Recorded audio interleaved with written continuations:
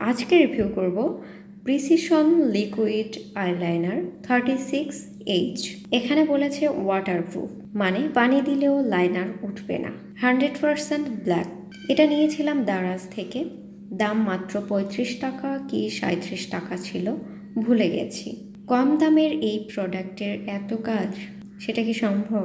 জানার জন্য ভিডিও না কেটে পুরো ভিডিওটি দেখতে হবে।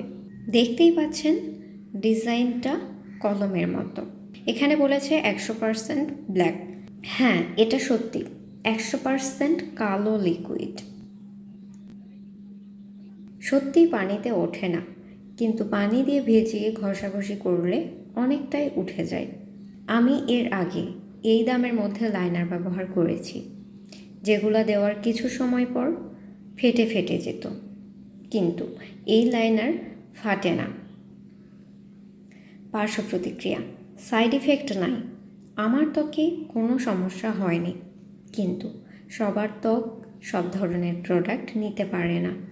তাই এই প্রোডাক্ট ব্যবহার করে কারো চোখে যদি কোনো ধরনের সমস্যা হয়, চুলকানি, ফুলে যাওয়া, যাই হোক না কেন, ভুলেও আর ব্যবহার করবেন না।